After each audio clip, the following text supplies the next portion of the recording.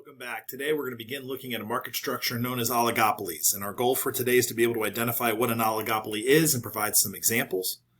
And we'll explain why oligopolies benefit from an economic behavior known as collusion. And we'll explain the limits of collusion or cooperating within oligopolies. So a reminder that oligopolies are market structures in which there are a few firms. More than one, so more than monopoly, but fewer than many, which means that these firms are able to work together and that one or two or a few firms have enough influence to affect the overall market. Now, it doesn't matter whether their products are the same or different. As long as there are a few firms, we have an oligopoly. The most important characteristic of oligopolies is that they are interdependent.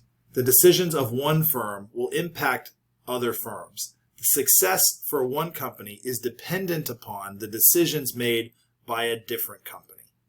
And because of that, firms have a strong incentive to cooperate or to collude together, to operate as if they are essentially a monopoly. The strongest form of collusion is what's known as a cartel. Cartels are a formal agreement among companies to work together as if they're a monopoly.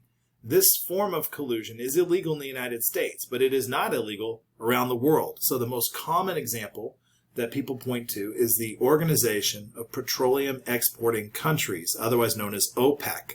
And OPEC countries produce a lot of oil, and they will meet working together to set prices in the market as much as they can by limiting how much each of the member companies will produce. And so they have a very strong agreement that they use to manipulate the markets. If you cheat the cartel, if you stop colluding, then because you're violating a formal agreement, there are penalties associated with that, economic penalties. Sometimes people look at drug cartels, and that's the same. It's the same concept. You've got a number of drug dealers working together in a formal agreement to control the market. And when you violate that agreement, when you try and cheat your partners, then there are consequences that get paid out. So that is something that's important to keep in mind. That within oligopolies, there's an incentive to work together. At the same time, there is an incentive to cheat.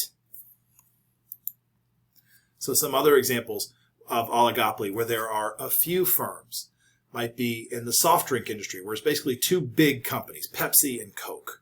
Lots of different brands within it, but there's PepsiCo and there's Coca-Cola, and they control the market. Wireless phone providers, there's 4 or 5 wireless phone providers out there. Airlines, there's 4 or 5 major airlines and lots of other little ones, I suppose, but there are essentially a few, and they could, in theory, work together pretty easily to control the airfare market if they wanted to, or computer operating systems. So you have Linux, Microsoft, Apple OS. That's pretty much it. So these are all examples of where there are just a few companies interdependent. The success or the decisions of one company will affect the success and decisions of another. Unlike in perfect competition where there's millions of firms all doing the same thing, or unlike monopoly where there's just one firm. Here we have interdependent firms, a few in number. One of the simplest forms of oligopoly would be what we call a duopoly, where there are 2 firms in the market. Again, more than mono, 1. Duo means 2, so 2 firms in the market. And in this case, if the firms wanted to maximize their profits, they should work together. Because when they work together, they essentially act as a monopoly, and then they can share the profits however they choose to do that, and it does maximize their ability to control the market. But there are also strong incentives for them to cheat, as we're going to see in a second, and that has some implications for sort of the long-term durability of their agreement. So let's take an example. Let's pretend there's 2 gas stations in a small town, and each of them currently possesses 50% of the market, and that the marginal cost of producing gasoline is $1 per gallon. If they wanted to collude, if they wanted to act as a monopolist, how much would each of them earn? Well, first off, we'd have to figure out how much gas they would produce if they work together as a monopoly. The way to find that out is to look for the place at which marginal revenue is equal to marginal cost, or the last place where marginal revenue is greater than or equal to marginal cost. In this example, if they were to collude and act as a monopolist, they would produce 700 gallons of gas between the two of them, because that is the place where marginal revenue is greater than marginal cost. It's the last place where it's greater than marginal cost. If they produced 800 gallons of gas, they bring in 50 cents per gallon and it costs them $1. That would be silly. So 700 gallons of gas is the most they will produce working together, charging a price of $4.50 per gallon. So as a result, they would be earning $1,225 apiece. We would find that by taking the total revenue of 700 gallons of gas and subtracting out the total costs. So $3,150 in revenue minus $700 in total costs, divided by 2, because it's split evenly, leaves each firm with $1,225 apiece if they work together and collude as a monopolist. But what would happen if one firm decided to cheat and produce an additional 100 gallons of gas? What if they saw an opportunity to try and squeeze a couple extra gallons in unbeknownst to their partner in order to get a little bit more money coming into them? Especially because they're charging $4.50 right now for a gallon of gas, only costs $1 to make. If I could sell a little bit more, that would presumably be advantageous for me as a gas station. Well, if they do that, then what happens is we would see total output rise to 800 gallons. And because there's 800 gallons in the market now, that's going to drive the price down to $4 a piece. For the cheater, they were making $1,225 before, but now they're going to make more. Instead of 350 gallons of gas, they're going to make 450 gallons of gas.